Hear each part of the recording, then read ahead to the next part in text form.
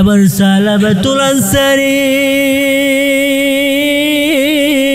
দুইটা চোখের পানি ছেড়ে দিয়া তার ভাই সাইয়েদ ইবনে আব্দুর রহমানকে ডাক দিয়া বলে, আরে ভাই, আমি বড় অন্যায় করেছি, আমি বড় অপরাধ করেছি, আমি বড় পাপী বান্দা হয়ে গেলাম। এবার হযরত সাইয়েদ ইবনে আব্দুর রহমানকে এইভাবে ডেকে ডেকে বলে, কিতাবের বর্ণনা এসেছে হযরত সালাবাতুল আনসারীর ছোট একটা শিশু কন্যা সন্তান ছিল। ওই কন্যা সন্তানকে ডাক দিয়ে বলে, আর সাইয়েদ ইবনে আব্দুর রহমানকে ডেকে ডেকে বলে, তোমরা কোথায় রে? তোমরা আমার দুইটা হাতে রশি বাঁধো আর দুইটা পায়ে রশি বাঁধো, রশি বাইদা আমাকে জলদি নিয়ে চলো হযরতে আবু বকরের দরবারে। হযরতে আবু বকরের দরবারে যখন হযরতে সালাবাতুল আনসারীকে নিয়ে উপস্থিত হয়েছে, এবার আবু বকর ডাক দিয়ে বলে, আরে সালাবা, না না, এই মুহূর্তে আমি তোকে ক্ষমার ঘোষণা দিতে পারবো না। হযরতে সালাবাতুল আনসারী দুইটা চোখের পানি ছেড়ে দিয়া এইভাবে আবু বকরকে ডাক দিয়া বলে, আরে আবু বকর, তুমি যদি আমাকে মাফের ঘোষণা না দাও তাহলে আমি এই গুনাহগার এই মুহূর্তে কার দরবারে গিয়ে উপস্থিত হব? হযরতে আবু বকর এইভাবে ঘোষণা দিয়া হযরতে সালাবাতুল আনসারীকে জানাইয়া দিয়েছে, আরে ভাই, না না, এই মুহূর্তে আমি তোমাকে মাফের ঘোষণা দিতে পারবো না। এই মুহূর্তে আমি আবু বকর তোমাকে ক্ষমা করার ঘোষণা দিতে পারবো না। এবার হযরতে সালাবাতুল আনসারীকে নিয়ে যাওয়া হলো হযরতে ওমরের দরবারে। হযরতে ওমর ডাক দিয়ে বলে, আরে ভাই, আমি ওমর এই মুহূর্তে কথা দিয়েছি, আমি ওমর তোমাকে মাফের ঘোষণা দিতে পারবো না, আমি ওমর তোমাকে ক্ষমার ঘোষণা দিতে পারবো না। এবার নিয়ে যাওয়া হলো হযরতে আলীর দরবারে। হযরতে আলী সালাবাতুল আনসারীকে ডেকে ডেকে বলে, আরে ভাই, না না, আমিও তোমাকে ক্ষমার ঘোষণা দিতে পারবো না, আমিও তোমাকে মাফের ঘোষণা দিতে পারবো না, না না, এই মুহূর্তে আমি আলীর দরবারে দূরে সরে যাও। এবার নিয়ে যাওয়া হয় হযরতে উসমানের দরবারে। হযরতে উসমান ডাক দিয়ে বলে, আরে ভাই, না না, আমিও তোমাকে মাফের ঘোষণা দিতে পারবো না, আমিও তোমাকে ক্ষমার ঘোষণা দিতে পারবো না, এই মুহূর্তে আমি উসমানের দরবার থেকে তুমি দূরে সরে যাও। কিতাবের বর্ণনা এসেছে হযরতে সালাবাতুল আনসারীর ছোট একটা কন্যা সন্তান যার নাম ছিল হযরতে খানসানা রাদিয়াল্লাহু তাআলা আনহা। এই শিশু বাচ্চাটা তার বাবাকে ডেকে ডেকে বলে, আরে বাবা, পুরো মদিনাতে আমি ঘুরে ঘুরে দেখলাম তোমাকে সাহাবায়ে কেরাম দেখতে পারে না, তোমাকে সাহাবায়ে কেরাম ভালোবাসে না, তোমাকে আল্লাহ রব্বুল আলামিন পর্যন্ত ভালোবাসে না। এবার নিয়ে যাওয়া হলো হুসায়ন নবীর দরবারে। নবীর দরবারে যখন নিয়ে গেলেন, এবার নবী ডাক দিয়া বলে, আরে সালাবা, তোমার মধ্যে আর সাইয়েদ ইবনে আব্দুর রহমানের মধ্যে আমি নবী একটা বন্ধুত্ব সৃষ্টি করে দিয়েছি, তোমরা কেন রে একে অপরের মধ্যে ঝগড়া বিবাদ বাজাইছো? এর কারণটা কি আমি জানতে চাই। এবার হযরতে সালাবাতুল আনসারী নবীকে ডাক দিয়া বলে, ইয়া রাসূলুল্লাহ, ইয়া হাবিবাল্লাহ, ওগো নবীজি, আমি বড় অন্যায় করে ফেলেছি, আমি বড় অপরাধ করে ফেলেছি, নবী গো, এবারের মতো আমাকে ক্ষমার ঘোষণা দিন। এবার নবী ডাক দিয়া বলে, আরে সালাবা, না না, আমি নবী হইয়া এই মুহূর্তে ঘোষণা দিয়েছি, আমি নবী তোমাকে একটা মুহূর্তের জন্য ক্ষমার ঘোষণা দিব না। ওয়া মিন সাইয়্যাতি আ'মালিনা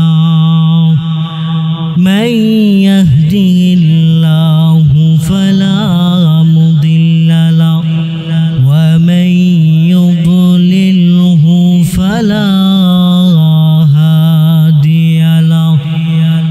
ونشهد أن لا إله إلا الله وحده لا شريك له ونشهد أن سيدنا وسندنا وشريكنا ومولانا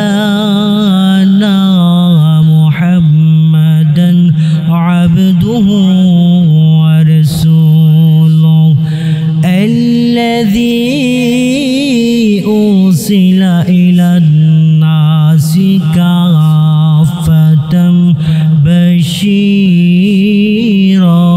ونذيرا وداعيا إلى الله بإذنه وسراجا منيرا أما بعد فأعوذ بالله من الشيطان الرجيم بسم الله الرحمن الرحيم لا تقنطوا من رحمة الله صدق الله العظيم ومحبوبه ومعشوقه مخبرا وآمرا إن الله وملائكته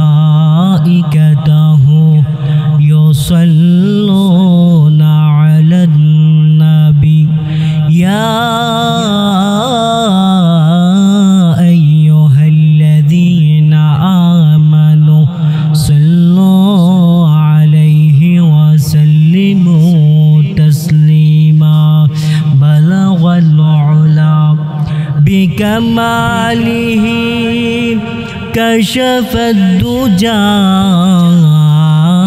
بجماله حسنة جميع خصاله صلوا عليه وآله لا إله إلا الله لا إله يا أيها الذين آمنوا اتقوا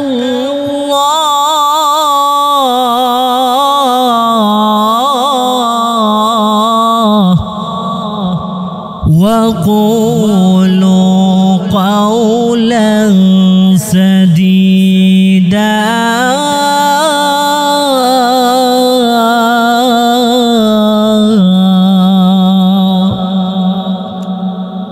আল্লাহ তাআলা বলেন ইয়া আইয়ুহাল্লাযীনা আমানুত্তাকুল্লাহ হে বিশ্বাসীগণ হে ঈমানদার বান্দাবান্দীগণ ইত্তাকুল্লাহ তোমরা আমি মহান আল্লাহকে ভয় করো আল্লাহ তাআলাকে ভয় করার কথা আল্লাহ বলছে নির্দেশ দিয়েছে বান্দাবান্দীকে যে তোমরা আমি মহান আল্লাহকে ভয় করো রাদিয়াল্লাহু আনহুম ওয়া রাদু আন যালিকা লিমান খাশিয়া রাব্বাহ আল্লাহ রব্বুল বান্দাকে জানাইয়া দেই ও বান্দা ও বান্দি আমি মহান আল্লাহ সাহাবীদের প্রতি সন্তুষ্ট হয়ে গেছি এমন কি নবীর সাহাবীরা পর্যন্ত আমি মহান আল্লাহ তাআলার প্রতি সন্তুষ্ট হয়ে গেছে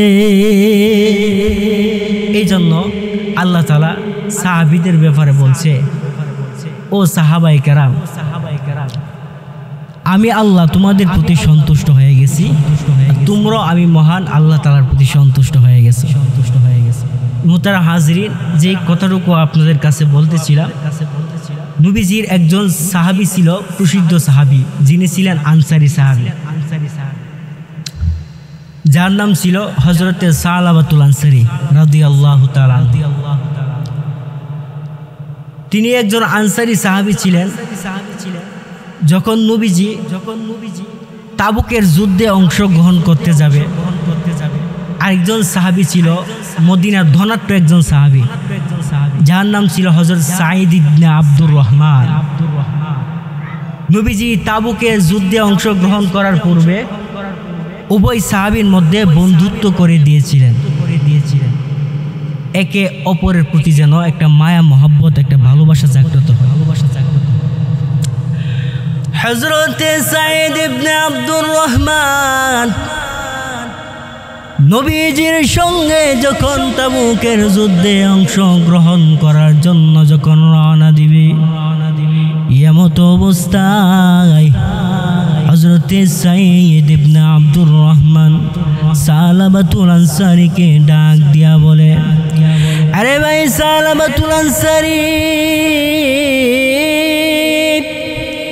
আমি নবীজির সঙ্গে তাবুকের যুদ্ধে অংশগ্রহণ করার জন্য চলে যাচ্ছি। ওই দিক দিয়ে আমার স্ত্রী, আমার সন্তানগুলি, আমার মালমালাদি সবগুলিকে তোমার কাছে আমানত স্বরূপ রেখে গেলাম। তুমি ভাই কোনোদিন আমানতের খিয়ানত করবে না। এবার হযরতে সালাবাতুল আনসারী হযরতে সাঈদ ইবনে আব্দুর রহমানকে ডাক দিয়া বলে, আরে ভাই তুমি কোনো চিন্তা করবা না, তুমি কোনো টেনশন করবা না। আমি ভাই সালাবাতুল আনসারী থাকতে তোমার যে সমস্ত মালমালাদি আছে, তোমার স্ত্রী আছে, আমি কোনোদিন আমানতের খিয়ানত হতে দিব না। হযরতে সাঈদ ইবনে আব্দুর রহমান হযরতে সালাবাতুল আনসারীর জবান থেকে এই কথা শুনে নবীজির সঙ্গে তাবুকের যুদ্ধ করার জন্য চলে গেলেন। তাবুকের যুদ্ধে অংশগ্রহণ করার জন্য চলে গেছে। ওই দিক দিয়ে শয়তানি সুযোগ পাইয়া সালাবাতুল আনসারীর অন্তরে কুমন্ত্রণা দেয়, সালাবাতুল আনসারীর অন্তরে ধোঁকা দেয়। আরে সালাবা, তোর অন্তরে কি জিনাহের খাহেসাত জাগে না? অবৈধ কাজ করার জন্য কি তোর চাহিদা জাগে না? এবার হযরতে সালাবাতুল আনসারী শয়তানের ধোঁকায় পড়ে সাঈদ ইবনে আব্দুর রহমানের ঘরে চলে গেলেন। গিয়ে তাকাইয়া দেখে হযরতে সাঈদ ইবনে আব্দুর রহমানের স্ত্রী ঘরে বসা আছে। এবার সাঈদ ইবনে আব্দুর রহমানের স্ত্রী হাতকে স্পর্শ করেছে। এমনি হযরতে সাঈদ ইবনে আব্দুর রহমানের স্ত্রী হযরতে সালাবাতুল আনসারীকে ডেকে ডেকে বলে, আরে ভাই তোমার অন্তরে কি মহান আল্লাহর ভয় নাই? তোমার অন্তরে কি কবর আযাবের ভয় নাই? তোমার অন্তরে কি মৃত্যুর ভয় নাই? তোমার অন্তরে কি পরকালের ভয় নাই? এইভাবে যখন হযরতে সালাবাতুল আনসারীকে যখন ভয় দেখাচ্ছে, এবার সালাবাতুল আনসারী দুইটা চোখের পানি ছেড়ে দিয়া কান্না করতে করতে মদিনা থেকে বহু দূরে একটা জঙ্গলের কর্নারে চলে গেছে। আর মহান আল্লাহকে দুইটা হাত উঠাইয়া ডেকে ডেকে বলে, ওগো আমার মালিক, আমি গুনাহগার, আপনি মহান আল্লাহ হলেন গফফার। আপনি যদি আমাকে ক্ষমা না করেন, আপনি যদি আমাকে মাফের ঘোষণা না দেন গো, আমি কার দরবারে যাব? আমি কার দরবারে গিয়ে মাফি চাইব? এমনি মহান আল্লাহ হযরতে সালাবাতুল আনসারীকে জানাইয়া দিয়েছে, আরে পাপী বান্দা, আমি এই মুহূর্তে তোকে ক্ষমার ঘোষণা দিতে পারবো না। ওই দিক দিয়ে সালাবাতুল আনসারীর ভাই হযরতে সাঈদ ইবনে আব্দুর রহমান যখন বাড়িতে চলে আসলেন, স্ত্রীকে ডেকে ডেকে বলে, আরে প্রাণের স্ত্রী, আমি জানতে চাই রে আমার ভাই হযরতে সালাবাতুল আনসারী কোথায় গেছে। এবার সাইদ ইবনে আব্দুর রহমানের স্ত্রী পুরা ঘটনা খুলে বলার পরে হযরতে সাইদ ইবনে আব্দুর রহমান ওই মদিনা থেকে বহু দূরে জঙ্গলের কর্নারের দিকে দৌড়ায়। আর গিয়ে তাকাইয়া দেখে হযরতে সালাবাতুল আনসারী দুইটা চোখের পানি ছেড়ে দিয়া মহান মালিকের দরবারে কান্না করে আর মাফি চাই, ওগো আমার মাওলা আপনি হলেন গফফার, আমি গুনাহগার হইয়া আপনার দরবারে এইভাবে চোখের পানি ছেড়ে দিয়া কান্না করতেছি। এবার পিছন থেকে হযরতে সাইদ ইবনে আব্দুর রহমান সালাবাতুল আনসারীকে ডেকে ডেকে বলে, আরে ভাই আমি তো তোমার কাছে সব কিছু আমানত স্বরূপ রেখে গেলাম, তুমি কেন রে আমানতের খেয়ানত করেছো এর জবাব দাও। এবার সালাবাতুল আনসারী দুইটা চোখের পানি ছেড়ে দিয়া তার ভাই সাইদ ইবনে আব্দুর রহমানকে ডাক দিয়া বলে, আরে ভাই আমি বড় অন্যায় করেছি, আমি বড় অপরাধ করেছি, আমি বড় পাপী বান্দা হয়ে গেলাম। এমন হযরতে সাইদ ইবনে আব্দুর রহমানকে এইভাবে ডেকে ডেকে বলে, কিতাবের বর্ণনা এসেছে হযরতে সালাবাতুল আনসারীর ছোট একটা শিশু কন্যা সন্তান ছিল। ওই কন্যা সন্তানকে ডাক দিয়ে বলে আর সাইদ ইবনে আব্দুর রহমানকে ডেকে ডেকে বলে, তোমরা কোথায় রে, তোমরা আমার দুইটা হাতে রশি বাঁধো আর দুইটা পায়ে রশি বাঁধো, রশি বাইদা আমাকে জলদি নিয়ে চলো হযরতে আবু বকরের দরবারে। হযরতে আবু বকরের দরবারে যখন হযরতে সালাবাতুল আনসারীকে নিয়ে উপস্থিত হয়েছে, এবার আবু বকর ডাক দিয়ে বলে, আরে সালাবা না না এই মুহূর্তে আমি তোকে ক্ষমার ঘোষণা দিতে পারবো না। হযরতে সালাবাতুল আনসারী দুইটা চোখের পানি ছেড়ে দিয়া এইভাবে আবু বকরকে ডাক দিয়া বলে, আরে আবু বকর তুমি যদি আমাকে মাফের ঘোষণা না দাও তাহলে আমি এই গুনাহগার এই মুহূর্তে কার দরবারে গিয়ে উপস্থিত হব। হযরতে আবু বকর এইভাবে ঘোষণা দিয়া হযরতে সালাবাতুল আনসারীকে জানাইয়া দিয়েছে, আরে ভাই না না এই মুহূর্তে আমি তোমাকে মাফের ঘোষণা দিতে পারবো না, এই মুহূর্তে আমি আবু বকর তোমাকে ক্ষমা করার ঘোষণা দিতে পারবো না।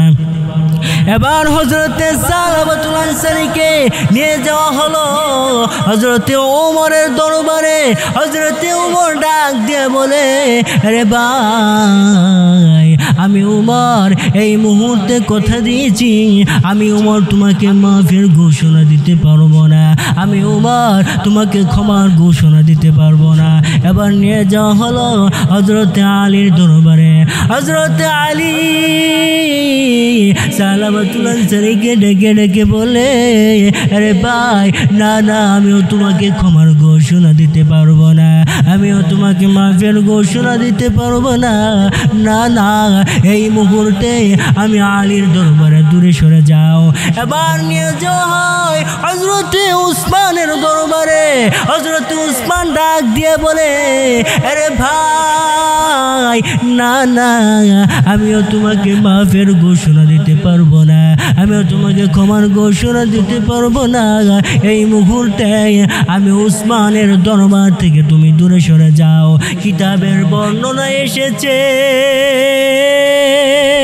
হযরতে সালাবাতুল আনসারীর ছোট একটা কন্যা সন্তান যার নাম ছিল হযরতে খানসানা রাদিয়াল্লাহু তাআলা আনহা। এই শিশু বাচ্চাটা তার বাবাকে ডেকে ডেকে বলে, আরে বাবা পুরো মদিনাতে আমি ঘুরে ঘুরে দেখলাম তোমাকে সাহাবায়ে কেরাম দেখতে পারে না, তোমাকে সাহাবায়ে কেরাম ভালোবাসে না, তোমাকে আল্লাহ রব্বুল আলামিন পর্যন্ত ভালোবাসে না। এবার নিয়ে যাওয়া হলো হুসায়ন নবীর দরবারে। নবীর দরবারে যখন নিয়ে গেলেন, এবার নবী ডাক দিয়ে বলে, আরে সালাবা,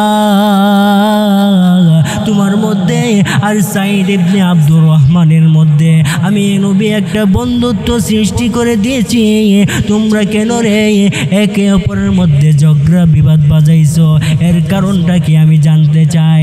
এবার হযরতে সালাবাতুল আনসারী নবীকে ডাক দিয়া বলে, ইয়া রাসূলুল্লাহ, ইয়া হাবিবাল্লাহ, ওগো নবীজি, আমি বড় অন্যায় করে ফেলেছি, আমি বড় অপরাধ করে ফেলেছি, নবী গো এবারের মতো আমাকে ক্ষমার ঘোষণা দিন। এবার নবী ডাক দিয়া বলে, আরে সালাবা, না না, আমি নবী হইয়া এই মুহূর্তে ঘোষণা দিয়েছি, আমি নবী তোমাকে একটা মুহূর্তের জন্য ক্ষমার ঘোষণা দিব না।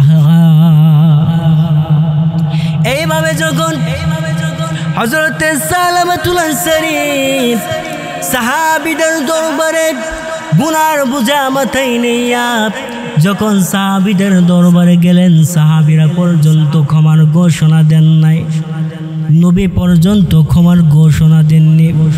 এবার হযরতে খানসানা তার বাবাকে দুইটা চোখের পানি ছেড়ে দিয়া ডাক দিয়া বলে, আরে বাবা, এই পুরো মদিনাতে আমি ঘুরে ঘুরে দেখলাম তোমাকে সাহাবায়ে কেরাম দেখতে পারে না, তোমাকে সাহাবায়ে কেরাম ভালোবাসে না, এমনকি নবী পর্যন্ত তোমাকে ভালোবাসে না, নবী পর্যন্ত তোমাকে ক্ষমার ঘোষণা দিতে রাজি না।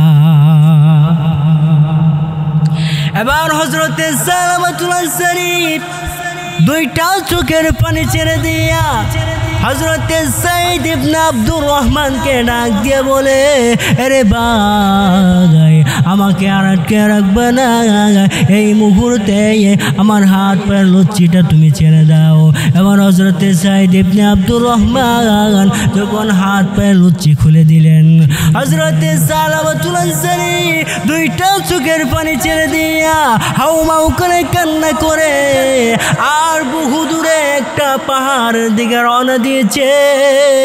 ওই পাহাড়ের উপর দাঁড়াইয়া মহান আল্লাহর দরবারে দুইটা হাত উঠাইয়া দিছে আর মালিককে ডাক দিয়ে বলে, ওরে মাওলা,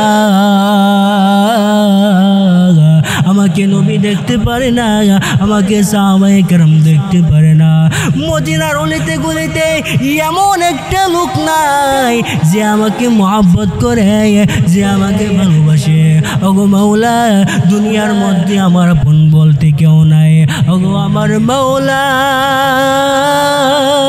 দুনিয়ার সব দরজাগুলি আমার জন্য বন্ধ হয়ে গেছে।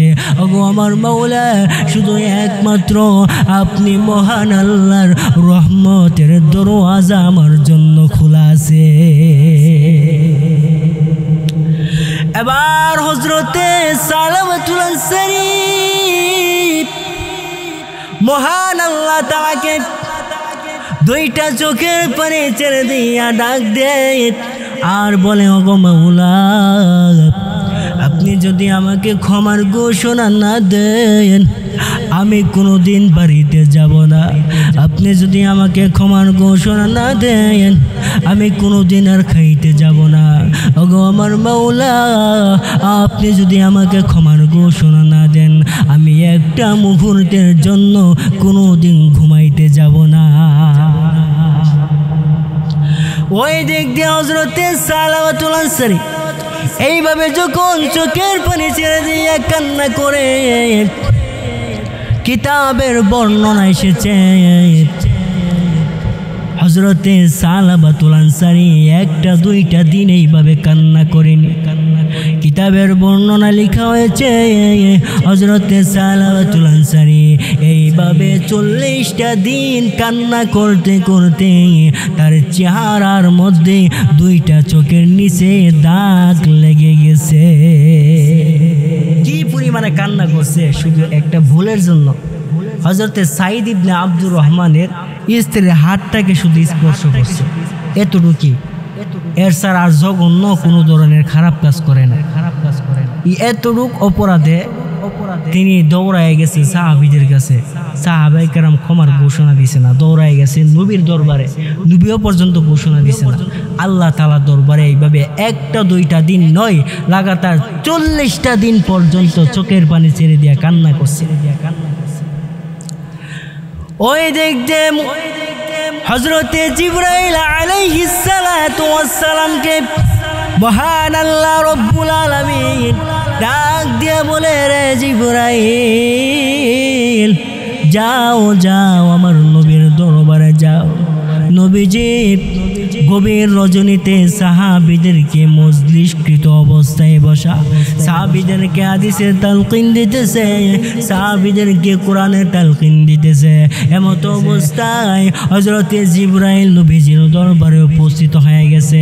আর নবীকে ডাক দিয়ে বলে, ওগো নবীজি, কিছুদিন আগে যে আপনার দরবারে একজন সাহাবী এসেছিল, যার নাম ছিল হযরতে সালাবাতুল আনসারী। এই সাহাবী এমন কি অপরাধ করছে গো, এমন কি অন্যায় করছে গো, যার কারণে এই সাহাবীকে আপনি ক্ষমার ঘোষণা দেননি। ওগো নবীজি, মহান আল্লাহ এই মুহূর্তে আমি জিবরাইলকে দিয়া ওহী পাঠাইছে। মহান আল্লাহ এই সালাবাতুল আনসারীর অপরাধকে ক্ষমা করে দিয়েছে। শুধু অপরাধকে ক্ষমা করে নাই, অপরাধকে ক্ষমা করে দিয়া জান্নাতের ঘোষণা দিয়েছে। এবার নবীজি মজলিসের মধ্যে সালাবাতুল আনসারীকে আনার জন্য সাহাবীদের কাছে হযরতে সালাবাতুল আনসারীর বিষয়টিকে খুলে বললেন। হযরতে সালাবাতুল আনসারীর ব্যাপারে নবীজি সাহাবীদেরকে ডেকে ডেকে বলে, এর সাহাবীরা, তোমাদের মধ্যে এমন কোন ব্যক্তি আছো যে হযরতে সালাবাতুল আনসারীকে আমার দরবারে নিয়ে আসতে পারবা? এবার আবু বকর নবীজির জবাবে মসজিদ থেকে লাফ মাইরা দাঁড়ায় গেছে। নবীকে ডাক দিয়ে বলে, ওগো নবীজি, আমি আবু বকর সালাবাতুল আনসারীর সন্ধান বের করে দেব। এবার হযরতে ওমর দাঁড়াইয়া গেছে। ওমর নবীকে ডাক দিয়া বলে, ওগো নবীজি, আমিও হযরতে সালাবাতুল আনসারীর সন্ধানে বের হতে চাই। মজলিসের মধ্যে একজন বৃদ্ধ সাহাবী ছিল, হযরতে সালমান ফারসি। হযরতে সালমান ফারসি নবীকে ডাক দিয়া বলে, ইয়া রাসূলুল্লাহ, ইয়া হাবিবাল্লাহ, ওগো নবীজি, আমি একজন বৃদ্ধ সাহাবী, আমিও হযরতে সালাবাতুল আনসারীর সন্ধানে বের হতে চাই। এবার হযরতে আবু বকর, হযরতে ওমর, হযরতে সালমান ফারসি তিনজন সাহাবী মিলে হযরতে সালাবাতুল আনসারীর সন্ধানে বের হয়েছে। হযরতে সালাবাতুল আনসারীর ব্যাপারে লোকগুলিকে ডেকে ডেকে বলে, আরে লোকেরা, তোমরা এই নামের লোকটিকে কোনোদিন দেখছুনি? লোকেরা ডাক দিয়ে বলে, না না, এই নামে কোনো লোককে চিনি না, এই নামের কোনো লোককে কোনোদিন দেখি নাই। এবার তিনজন সাহাবী মিলে যখন সামনের দিকে অগ্রসর হলেন, তাকাইয়া দেখে একটা উঁচু পাহাড় উপরে দাঁড়াইয়া দুইটা চোখের পানি ছেড়ে দিয়ে কান্না করতেছে। আর মহান আল্লাহকে ডেকে ডেকে বলে, ওরে মাওলা, আপনি আমাকে মাফের ঘোষণা দিয়ে দিন, আপনি আমাকে ক্ষমার ঘোষণা দিয়ে দিন। আপনি যদি আমাকে মাফের ঘোষণা না দেন, আপনি যদি আমাকে ক্ষমার ঘোষণা না দেন, তাহলে আমি সালাবাতুল আনসারী এই দুনিয়ার কোনো মানুষের কাছে ক্ষমা পাওয়ার যোগ্য না। হযরতে আবু বকর হযরতে সালাবাতুল আনসারীর পিছনের দিক দিয়ে দাঁড়ায় গেছে। হযরতে সালাবাতুল আনসারীকে ডেকে ডেকে বলে, আরে ভাই, আমি আবু বকর বলছি, তুমি আর কান্না করবা না। জিবরাইলের মাধ্যমে মহান আল্লাহ নবীজির দরবারে ওহী পাঠাইছে। মহান আল্লাহ এই মুহূর্তে তোমার অপরাধকে মাফ করে দিছে। হযরতে সালাবাতুল আনসারী হযরতে আবু বকরকে ডাক দিয়া বলে, আরে ভাই, আমি এই গুনাহগার তোমার দরবারে গিয়েছিলাম, তুমি আমাকে তাড়াইয়া দিয়েছো। না না, আমি সালাবাতুল আনসারী তোমার কথা বিশ্বাস করি না। হযরতে ওমর পিছনের দিক দিয়ে আওয়াজ দেয়, আরে সালাবাতুল আনসারী, জিব্রাইলের মাধ্যমে মহান আল্লাহ নবীজির দরবারে ওহী পাঠাইছে, তোমাকে ক্ষমা করে দিছে।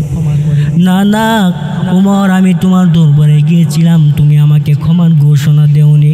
আমি সালাবাতুল আনসারী তোমার কথা বিশ্বাস করি না। বৃদ্ধ সাহাবী হযরতে সালমান ফারসি হযরতে সালাবাতুল আনসারীকে ডাক দিয়া বলে, আরে ভাই, আমি বৃদ্ধ সাহাবী সালমান ফারসি বলছি রে, তোমাকে মহান আল্লাহ জিব্রাইলের মাধ্যমে ঘোষণা দিয়েছে, মহান আল্লাহ তোমাকে মাফের ঘোষণা দিয়েছে। হযরতে সালাবাতুল আনসারীকে নিয়ে গভীর রজনীতে মসজিদের দিকে রওনা হয়েছে। ওই দিক দিয়ে নবীজি সাহাবীদেরকে নিয়ে ফজরের জামাতের জন্য প্রস্তুতি নিয়েছে। যখন নামাজ আরম্ভ হয়ে গেছে, পিছনের দিক দিয়ে চারজন সাহাবী ওই নামাজের জন্য প্রস্তুতি নিয়েছে। ওযু করে যখন জামাতে শরীক হয়ে গেছে, এবার হঠাৎ করে নবীজি যখন প্রথম রাকাতে সূরা ফাতিহা পড়ার পরে যখন সূরাতুত তাকাসুর তিলাওয়াত করতে লাগলেন, এবার হঠাৎ করে মসজিদের মধ্যে বিকট আওয়াজ হতে লাগলো। নবীজি নামাজ শেষ করে সাহাবীদেরকে ডেকে ডেকে বলে, আরে সাহাবীরা, নামাজের মধ্যে এত বিকট আওয়াজ কোথায় থেকে আসলো আমি জানতে চাই। এবার বৃদ্ধ সাহাবী হযরতে সালমান ফারসি নবীকে ডাক দিয়া বলে, ইয়া রাসূলুল্লাহ, ইয়া হাবিবাল্লাহ, ওগো নবীজি, আপনার সালাবাতুল আনসারী মনে হয় দুনিয়া থেকে বিদায় হয়ে গেছে।